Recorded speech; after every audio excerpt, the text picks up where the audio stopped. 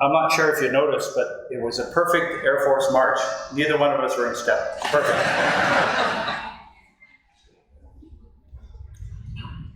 Okay, so it's interesting talking about a subject where you spent most of your adult life in it in one way, shape, or form. And it's really interesting talking about the Royal Canadian Air Force and the way the Canadians approach things, such as air power, such as virtually anything in life. And so you take a look at these two cartoons, you can understand just how sometimes the Canadian perspective can be pretty unique. And I had to put up that one on your left because the guy's wearing an army sweatshirt. I had to do that. So it's our centenary, 100 years of service to the country. And so, like many organizations, over 100 years, we've had many names. Some of them made great sense, some of them didn't make sense. Somebody has to explain to me the air element of Air Command of the Canadian Forces someday. But anyway, so we had lots and lots of names over 100 years. But the one thing that has remained, first of all, can anybody tell me who that is? That's Sergeant Shatterproof. That's the epitome of Canadian non-commissioned officers, non-commissioned members back in the 50s and 60s. He was a regular feature in one of our magazines, Sergeant Shatterproof. But it doesn't really matter what you call us, it doesn't really matter how you dress us, it really doesn't matter if my hair is long and pink, which it can be these days in the Air Force. What I do tell you is that the men and women who serve in the Air Force still have the same ethos, the same dedication, and the same willingness to serve Canadians that existed from the start. And I think that's important, even if they look like old cackers like me. So a century of service. But like many organizations, we're more than 100 years old. We really started way back in 1914, and it's that pre-centennial service that really shaped so much of what the RCF and what the Canadian Air Force is. For instance, the Burgess Dunn, the mighty Burgess Dunn, that we purchased in 1914 was Canada's first military aircraft. And with that purchase, with that aircraft, we established a tradition that we follow today. We bought American. Okay? We paid $5,000 US for it. We overpaid. We brought it back to Canada, and it never flew again. So right away, we buy American, we pay too much, and we have no idea how to run military procurement. It's a tradition we follow today. The other tradition we follow today is that when we deploy, when the Air Force goes overseas, much like William Barker did in the First World War, we tend not to deploy as a formed Air Force like the Royal Air Force, the United States Air Force does. We tend to provide aircraft and people. We tend to provide those individuals, those forces, those capabilities as part of a large organization. And that's something else that we continue to follow today. So right back then, after the First World War, we had lots of military veterans. And what we did is we decided to do, much like Canada approaches most military issues, we were going to create a reserve Air Force, a flying militia, the Canadian Air Force at the time. And so we came up with these spiffy uniforms, these wings that really look an awful lot like American wings. And so we tried to create a reserve organization, but we recognized fully well that that was not going to work. We needed something a bit more permanent, and the people of the day started to work towards something that was going to exist, because we recognized if it wasn't permanent, the government wouldn't hesitate to get rid of us. Not because they hated the military, but because, like anything else in Canada, there's other things to spend money on, and we're just money. However, if we had continued, I'm sure that the members of the Canadian Air Force and their vast fleet of JN-4 Jennings and DH-9s would have taken part in Defense Plan No. 1 when we invaded the United States of America.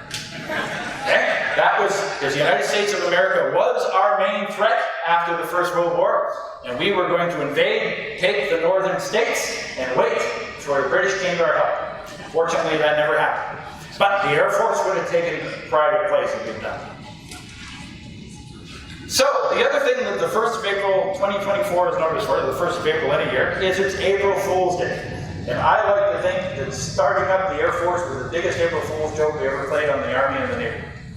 Oh, Oh, and by the way, on that right-hand side, yes, if you do take a look at April Fool's Day and put in RCF, you'll see this lovely article that tells how the RCF was going to have a whole squadron of MiG-21s. Never happened. Would have been interesting if it happened. Now, so we have a tradition of playing jokes and April Fool's things on the 1st of April. Now, this is something most Canadians will get right away, why that's an April Fool's joke. Okay, I'm not going to explain it.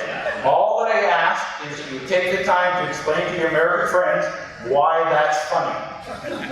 Okay? Because only Canadians will get that one.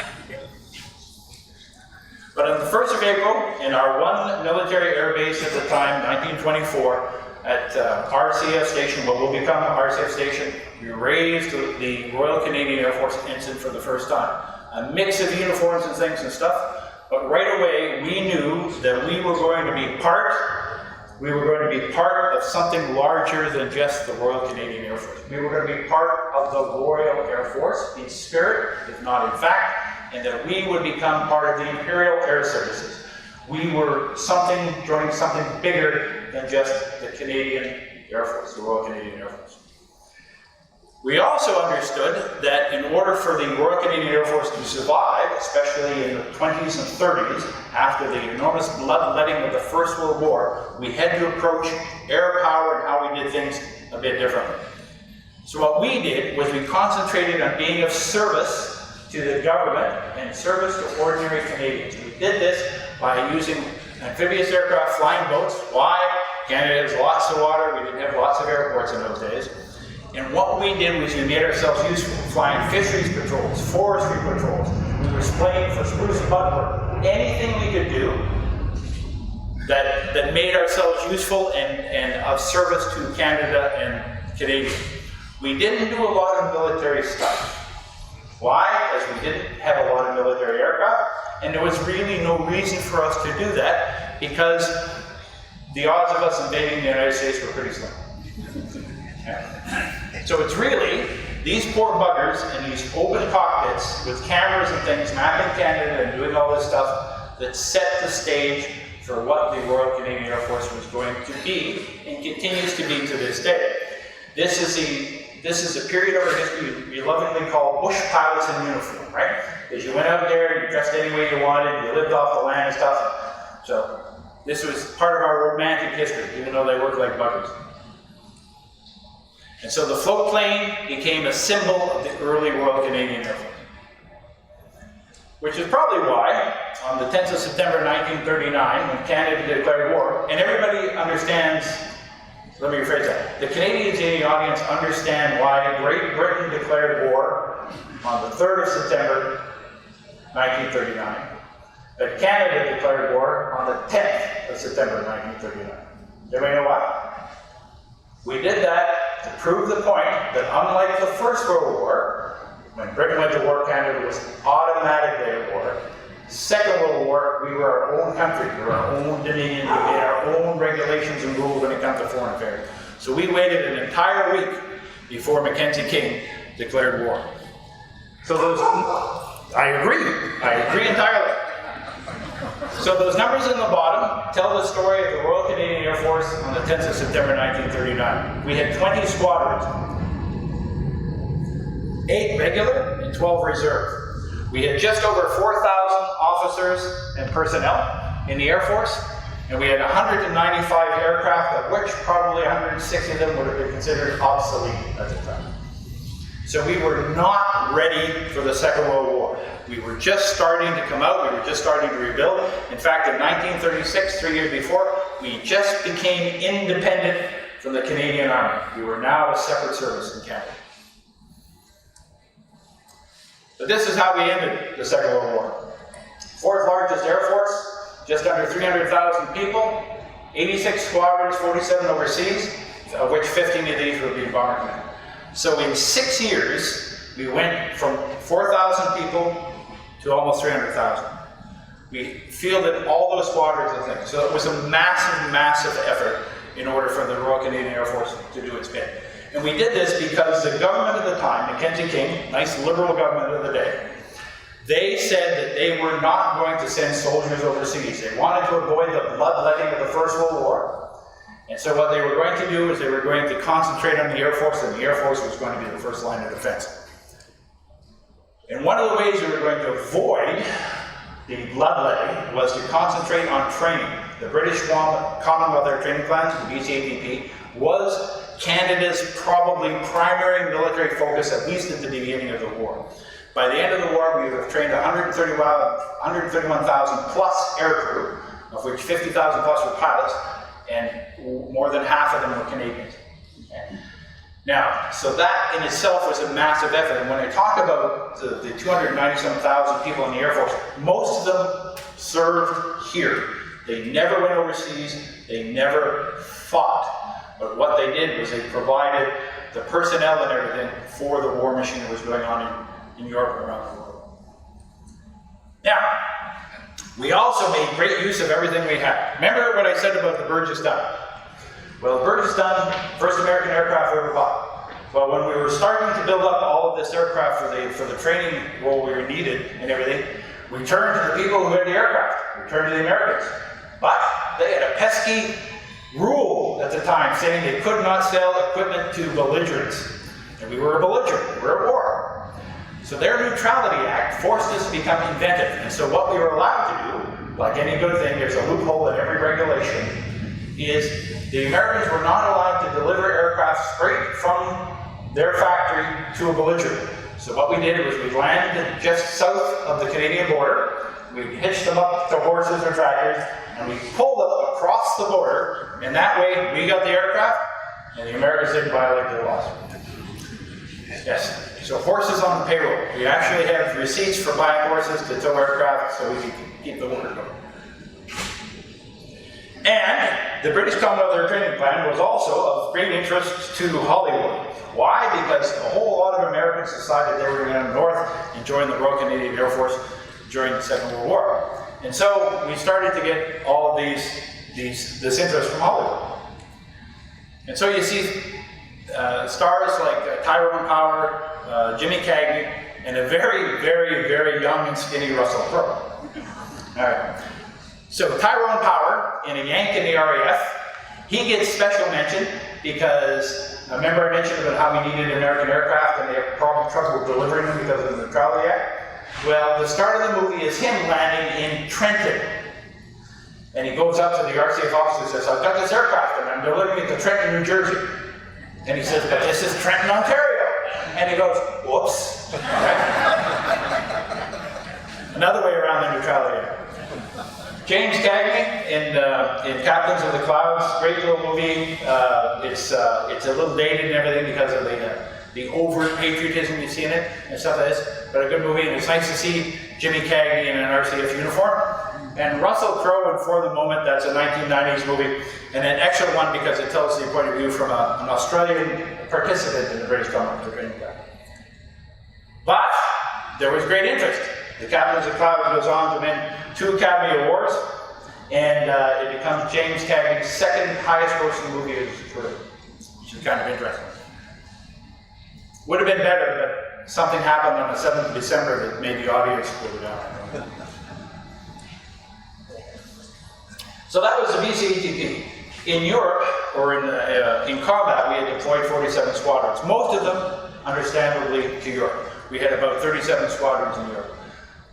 The 2 places we took part in the most was in the 2nd Tactical Air Force, the Royal Air Force's 2nd Tactical Air Force. We did not have an Air Force or command of that and stuff, but we had 17 squadrons that participated in that.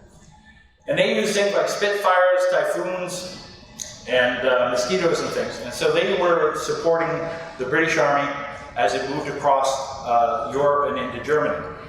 Now, we also had connections with the United States at the time. In this case, Walt Disney. 438 Squadron, Typhoon Squadron, wrote Walt Disney and said they wanted a unique squadron emblem. So what he did is he had his cartoonist come up with the tiger on the right. And interestingly enough, just before I took off my uniform, we had a query saying, hey, who owns copyright of this Walt Disney cartoon? And the answer is, the Royal Canadian Air Force does. Because Walt Paul gave it to us, and we had the letters and everything and stuff like this. So if anybody ever sees that cartoon on YouTube, you tell me and we'll sue. And the Tactical Air Force Squadron is one of the ways in which you see large quantities of Canadian ground crew actually take part in operations. To the point where there was a part in the war where you were probably more likely to be injured and die as ground crew than you were as air crew during the Second World War. And stuff. And this is a cartoon from one of our cartoonists, Ricky, Flight Lieutenant Richard, whose last name is going to escape me because I'm having an Alzheimer's moment. But anyway, one of the great things that Canada did during the Second World War was it commissioned a whole army of artists who went through and they do cartoons and paintings and things to help us understand and commemorate and remember the Second World War. So that's the 2nd Tactical Air Force. Now, Bomber Command is by far the most prolific way that the Canadians served in the Second World War. So what you see there are the numbers. Roughly 120,000 served in RAF Bomber Command. About 55,000 of them lost their lives, and of those 55,000, almost 11,000 were Canadians. But not just Canadians, there's roughly 1,000 Americans who were killed, and most of them died in RCF uniforms and Bomber Command as well. How many of them have been watching Masters of the Air? Yeah. Great mini-series, you haven't seen it, it's not for the squeamish, but it gives you a good indication of what life was like in a bomber squadron in the Second World War. The only difference between the experience you see in Masters of the Air, which is about the United States Army Air Forces, and what you see in Bomber Command is the young American men died in the daytime, the young Canadian men died at nighttime. That's really the only difference. Now, I mentioned how many Americans came and served. So just under 9,000 Americans came north through a whole bunch of really interesting ways and joined the RCF because they wanted to get into the fight. When America entered the Second World War on the 7th of December 1941, an offer went out from the American forces saying, hey, if you want to come back into the fold, if you want to take off your Canadian uniform, come on back, we'll accept you, because now you're experienced, you're trained, we can really use you. And strangely enough, 5,000 of them decided by that time they're going to stay and they're going to continue to serve. In fact, some of the Americans that joined in the Second World War finally retired in 1968, 1969 from the Royal Canadian Air Force. And about 850 plus were killed in action. And this is a good indication of where you will find Americans who served who lost their lives. And there are some abnormalities when it comes to how the service is. For instance, there's a little poster in the far hangar that talks about the RCF and the Aleutian campaign, when the Japanese invaded Kiska and Attu Islands and the Aleutians, and there was a big campaign mounted to kick them out. Well, the RCF took part in it. And so in one of the military bases in Alaska, there's a small Commonwealth cemetery that holds 11 Canadian bodies. One of those Canadian bodies is actually a young American who served in the RCF to defend America, was killed, and is now buried in a Canadian uniform in an American cemetery. All these abnormalities that happen in South Africa. Now, a little bit about culture. So this is another gift by a young American to the Royal Canadian Air Force and to aviation writ large. This is High Flight, which is arguably the best known of all of the aviation poems and things. And it talks about the beauty and the majesty and the mystery of flight. And it is awesome. That's John Gillespie McGee. He was a young American who came up and he was killed in a flying accident while flying with the RCF. So, most well-known poem, and I love that last line, I put out my hand and touched the face of God. Okay, I mean, the brilliance of this young man whose life was cut short was amazing. That's what one side of how flying was and stuff. The other one I like is this one, which is the death of the Walter Gunner. Now this was more like flying in combat was like, and if you've been watching Masters of the Air, this poem will hit you hard when you watch some of those scenes. And you have to juxtapose the two ending lines. I put up my hand and touched the face of God. They washed me out of my turban, the hose. Gives you an idea of the beauty and the horror of aviation and combat. Now, just a quick word about the ground crew. Okay, those individuals with whom, if you're an aviator, in any way, shape, or form, life does not exist for you without the ground crew. And the RCF is no different. And our ground crew followed us throughout the world as we fought virtually in every theater of operations. Now, Gus Edwards, who was an Air Vice Marshal, was serving with RCF headquarters overseas. He gave a stirring speech to the CDC, and basically he spoke about nothing but the ground crew. And the one line that always stuck out with me is this last one, because for every airman we put into the air, there were 12 to 20 ground crew that made sure that his aircraft was serviced, that it worked and stuff like this, and they truly deserve to feel that it was their war, their victory, their aircraft, their pilot. And they also gave us their version of Air Force culture.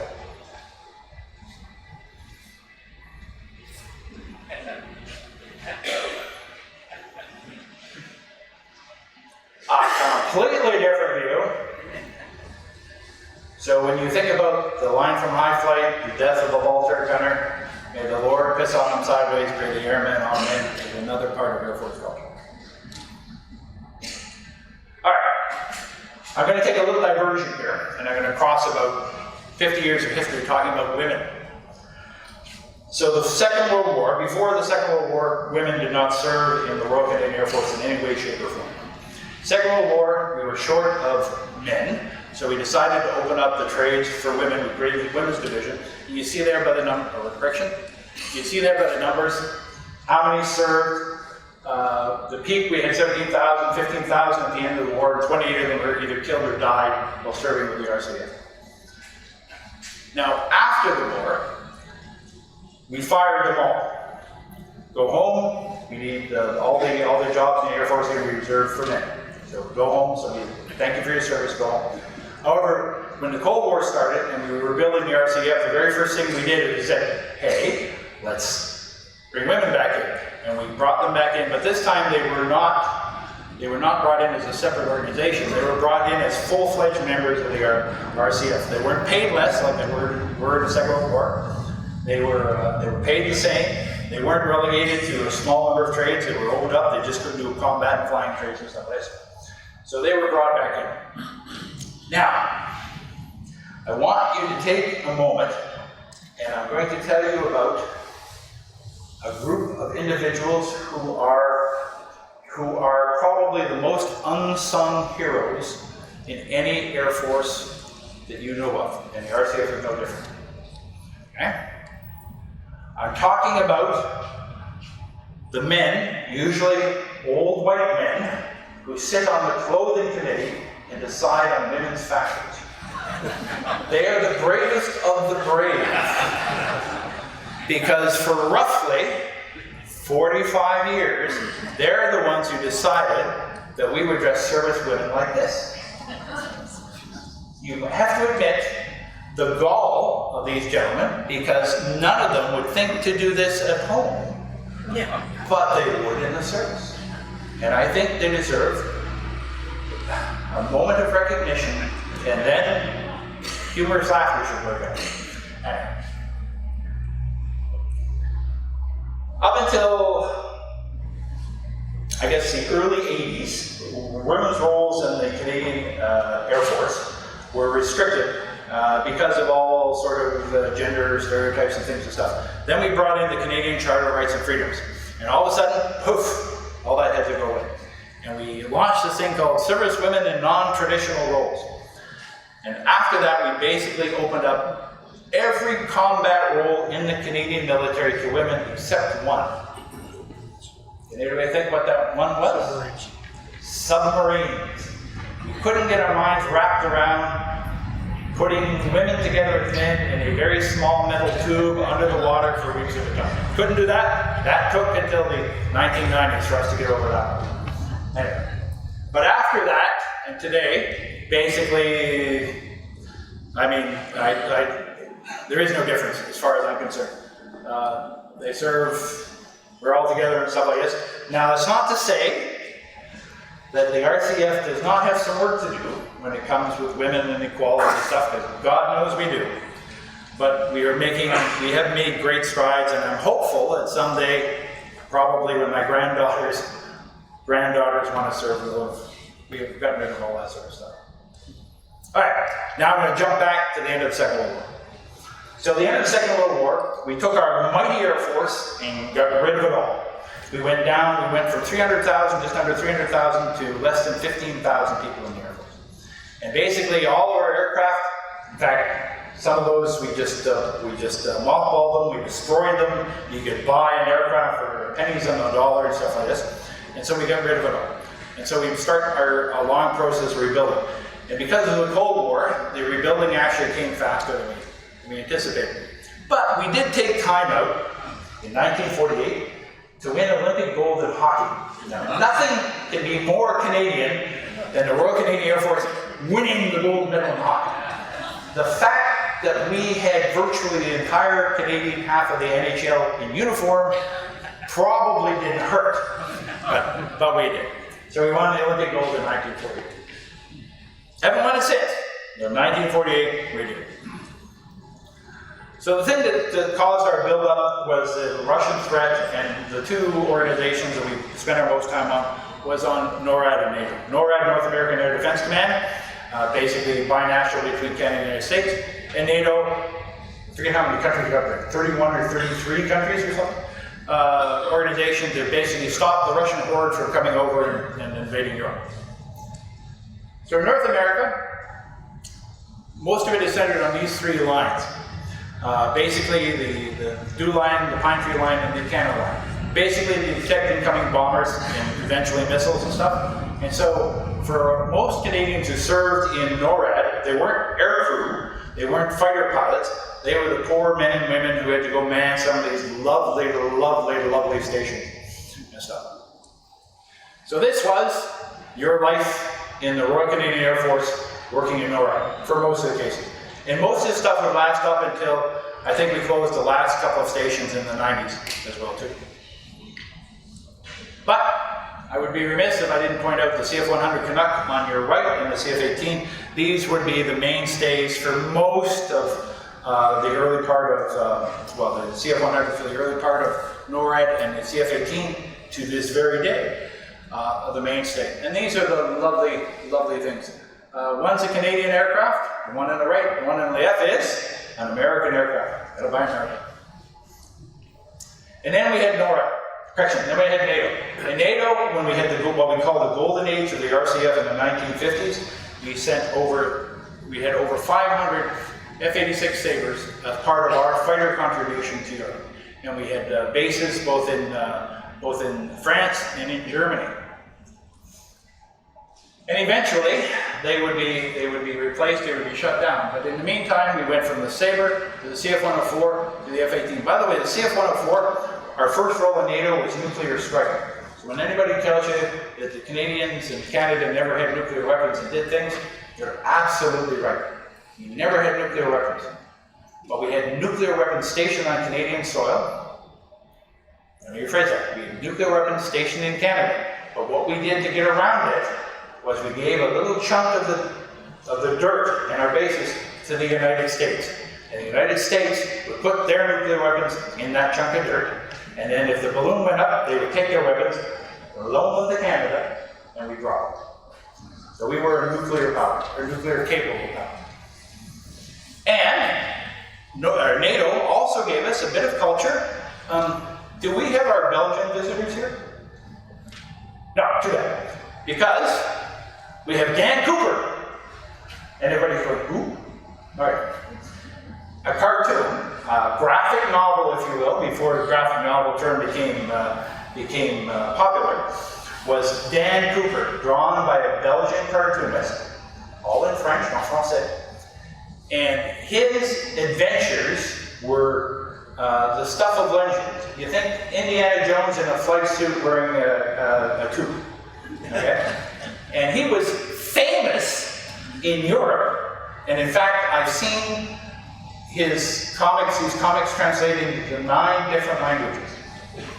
But in Canada, it's like, who? Or, keep. Okay, and right in the middle of this, we decided we were going to do something completely different with our military. We were going to unify it. We were going to go through unification. We were going to take the Canadian Army, the Royal Canadian Navy, and the Royal Canadian Air Force and create the Canadian Armed Forces. Paul Hellyer, chap on your left, who is Minister of National Defense, a liberal, I'm starting to sense a trend here. A liberal who, with aspirations to be Prime Minister, thought this was going to be a good thing and was going to save tons of money. So what he did, he mashed this all together. In 1967, the Royal Canadian Air Force ceased to be.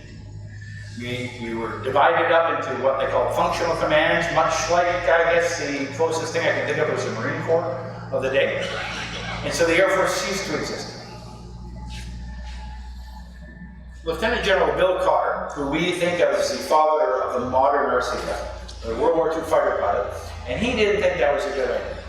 So what he did was he pushed heaven and earth, traded in a lot of favors, got senior Army generals and some Air Force or some Navy admirals on the side, and managed to reestablish what we called Air Command in 1975. So you brought all the elements of the old RCF back together under a formation called Air Command.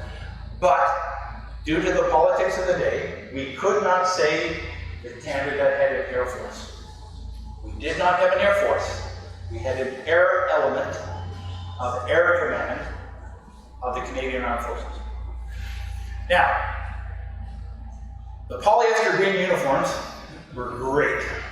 Made you feel like a bus driver on a Saturday night. However, when I first got to squadron, that was our uniform. And if you'd asked me as a young airman at the time, did I want to go back to blue uniforms? Or would I rather have another aircraft or 2 in my squadron? I'll tell you exactly what I would have said. Give me another aircraft or 2, I don't care about the uniform. Right? However, our late Prime Minister Brian Mulroney disagreed, and in 1986 we went back into distinctive uniforms, but we still did not have an Air Force. That was a step too far. We were still the air element of the Canadian Forces. Then in 1990, 89, 90, we had the fall of the wall. Remember the fall of the wall? You see, it's really great talking to an audience like this, because I talk in high schools and things, they look at me like, what? Okay, the fall of the wall. The Cold War is over, everybody's friendly. So we're going to have that lovely, lovely turn of phrase, the peace dividend, or peace dividend not. So virtually every Western military in the world decided, war's over, Cold War's over, we're going to downsize. And then you've got these great phrases that we heard throughout the 1990s, right? You're going to learn to work smarter, not harder. You're going to be leaner and meaner. The synergy. You couldn't get a document through headquarters without the word synergy in there somewhere. I swear. And you learn to do it more or less. So the way my mind works is, imagine if we took those same phrases, those same buzzwords, and we applied them to everyday life.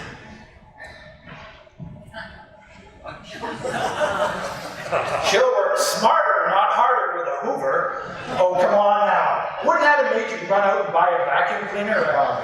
I mean, that would be, I would love to have seen the backlash. I really would. And you can do more or less if you're only spending $25 a week. 23, 25. So those buzzwords, those buzz phrases, they all boil down to the same thing. And again, this is me on a uniform saying, okay, I don't care, I would never, it's like IT. Everybody works with IT, right? IT comes to a computer. We've upgraded your system, which means nothing's going to work. Nothing's going to work until you figure out the new system. Same thing with a reorganization and stuff like this, eh?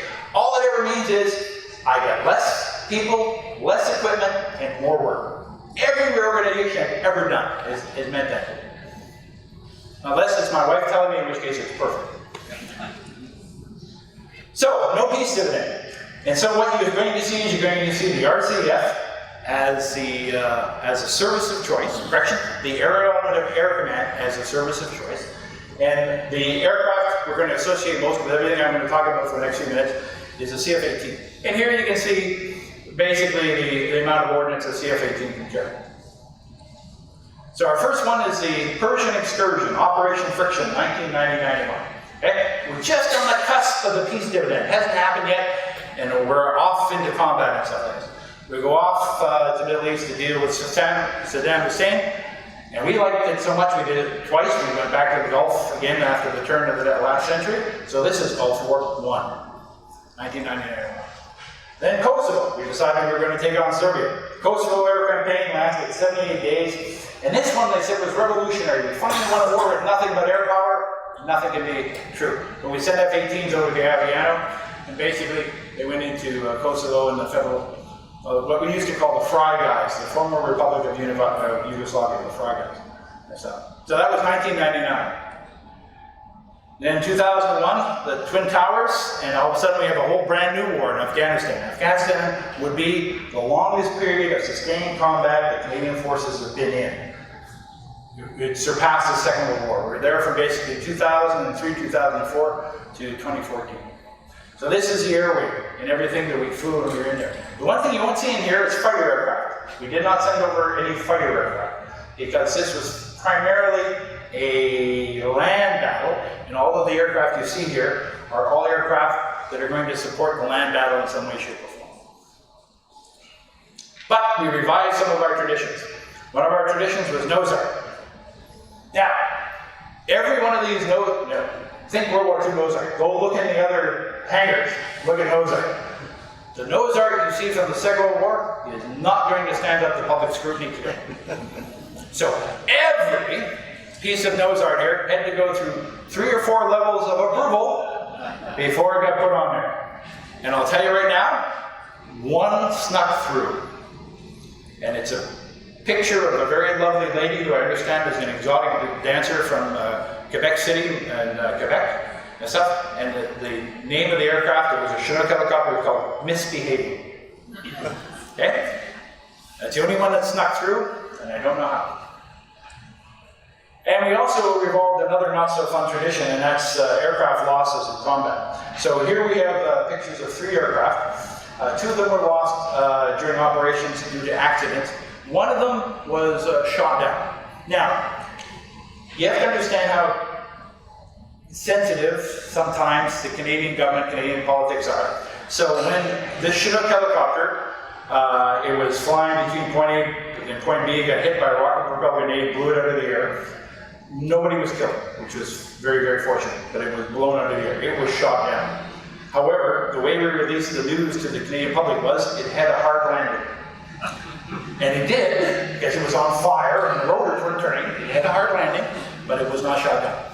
The interesting thing about this, and I've interviewed all the air crew involved, is when they got back to the base, and like I said, no one died, we, the Air Force, the military, had no system to talk and interview and deal with combat losses, because we hadn't lost an airplane since the Second World War. So what we did is we treated it like an aircraft accident. We had them pee in a cup to make sure they didn't have any drugs, all this sort of stuff. Because we had no culture of it anymore. And then we did what we always do. We went over to the Americans and said, "You guys have some sort of process for dealing with this?" They said, "Yes, we do." And we crossed off US, put Canadian, and used that. Perfect. And of course, the other tradition is bringing our dead and wounded back home. 158, huh? And this is the second latest one. So this is on mobile. This is when we decided that Libya needed to be convalescent. And so we went in there under NATO. And the interesting thing about that one is the entire NATO force was commanded by Lieutenant General Charles Bouchard, an RCF officer. So he was basically in command of the whole thing.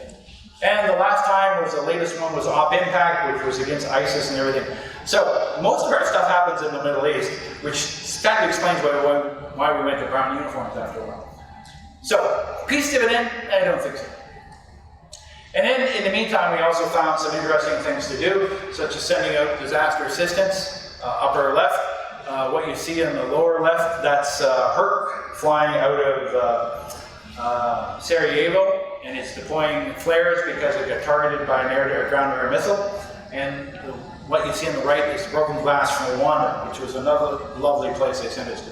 So all these things the RCF and the Canadian Forces were involved in. And of course, we got to do all sorts of fun stuff at home, such as evacuating people from forest fires and floods. We had the ice storm and things. So it was a very, very, very, very busy time for us in the process of reorganization. So we learned how to work smarter, but a lot harder. We learned how to do more or less for sure. And the synergy of it was just phenomenal. And of course, we took time to conquer space. All of these are Canadians, right? So, not only are we making our mark with NASA and the space program in the 21st century, we know we're still going to be there in the 23rd century. That's what I mean, right? Now, these are things to think about, based on everything I've talked about, and I'm going to be done here in a minute. So Canada has not gone to war since the 10th of September 1939. We don't go to war anymore. We don't declare war on anyone. That's a bad thing. However, RCF has engaged in combat 5 times since 1990, but we haven't gone to war. Okay, we've had more personnel killed and more aircraft destroyed in peacekeeping operations than we have in combat since we started doing it. We've had 10 Canadian airmen killed in peacekeeping, we've had 2 killed in combat. And we've had 5 aircraft destroyed in peacekeeping, and we've only lost 3 in combat. Interesting enough, just to, as an aside, to show you how impartial Canadians are. In 1965, the Indians and the Pakistanis were beating each other senseless, and the Indians came over and bombed the heck out of the Pakistani Air Force and destroyed a Canadian peacekeeping aircraft. Big white bugger, but hey, what the heck, right? So fast forward 6 years, the Pakistanis and Indians are fighting again. But this time, because the Indians had managed to destroy one of their aircraft, we thought the Pakistanis should have the same opportunity. So we let them come over and bomb an Indian airfield and destroyed another one of our peacekeeping aircraft. So both sides could claim a Canadian aircraft. That's how impartial we are. Alright, the one I like is, I can bomb you outside of Canada, but if you're in Canada, I have to arrest you, and you get all of the guarantees and protection of the Charter Rights and Freedoms. You can do exactly the same thing. That outside of Canada, I can bomb you. Inside of Canada, I can't. Interesting dichotomy. Now, this last one, I had to add those last 3 words. It used to be that most of our aircraft are so much older than the people that fly them. That's not true anymore. We have gone on a spending spree. We bought F-35s. We have brand new A330 Airbuses, upper right, that we just got. The first one, of course, is painted in Canada, Canadian colors, not military colors, so the Prime Minister used. We have those things, basically the drones, the Reapers. And we just announced that we were going to buy the P-8 multi-purpose aircraft to replace our Auroras and stuff. So for the first time in a long time, that last statement is not true. We actually have new aircraft. Trouble is we don't have people to fly them. Right now, the military, like militaries across the world, are having trouble recruiting people. So our Air Force is about 13,500 or so strong, great force, and we're about 1,200 people short. So we're having great trouble. So by the time these aircraft come on board, we're hoping that's going to be solved. All right. So now I'm going to talk a little bit about the Centennial. This is just a picture of what the CF-18 Centennial bird, the demonstration bird, is going to look like. But to talk a little bit more about the Centennial, I'm going to get Colonel Andrew Abbott to come on up. Colonel Abbott is an honorary colonel with 409 Squadron out of Cold Lake, Alberta. Sir. Hi, everybody. Thank you for coming.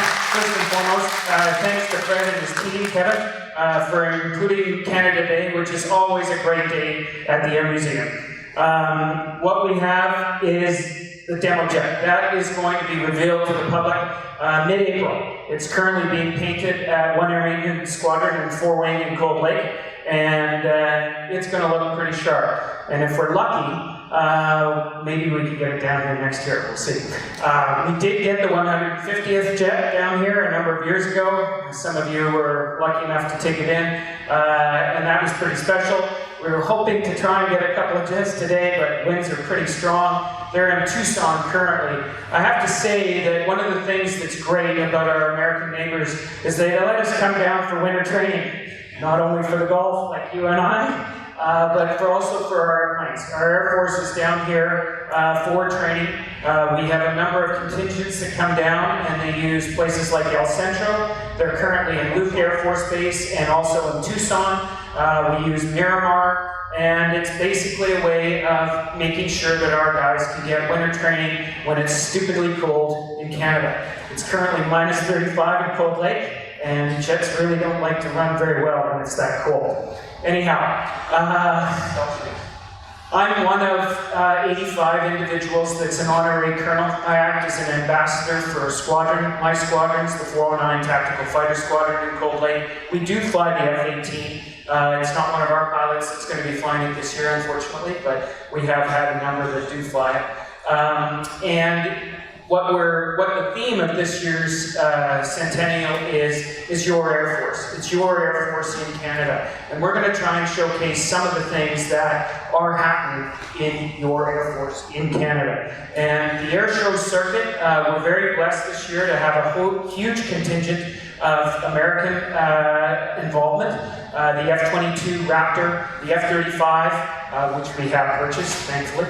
The A-10 Warthog and the F-16s are all going to be coming as part of Heritage Flight, which is going to be great. We also have a number of other airplanes that will be coming across the country. We're blessed to have the Freccia Tricolore. The Italian jet team is going to be coming through Canada and the United States. In addition, the Thunderbirds should be coming through Canada. And lastly, the Red Arrows from the UK are going to be doing a series of tours both in Canada and the United States. So there's a fair amount of stuff that's going on, and I have to thank Bill as our wonderful historian for a number of years, and I've learned a lot from Bill, as you probably did as well. And Bill was my mule, and he brought down a number of Canadian items that are free for the taking, and they're a little bit of a promotion. And what I would do is, you know, we have done some amazing things in the last little bit in terms of our 4 purchases. Those are going to make Canada's Air Force very relevant from 2026 into the mid-2040s, I would think. And they are all about information, surveillance, and reconnaissance. It's not just about stealth. All of those airplanes talk to one another, and they provide the security for North America, and they actually help to contribute the security for the United States as well. So we're very, very fortunate to have them, and with that, I'd just like to say thanks very much for coming, and pass it back to Bill. Hey.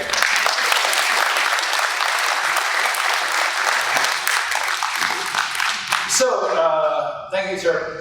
So, as Colonel Abbott mentioned, there's going to be a ton of air shows, ton of things going on. So, this the link at the very top left is where you want to go. It's far too much for you to put in slides and things and stuff like this. So, go check it out. Come on, and remember, Yay Air Force, Boo Army. Okay. And if you got any questions or things, more than happy to answer them now, or I'll hang around. And please, dear God, take this stuff so I don't have to carry it back again. Okay? Thank you very much.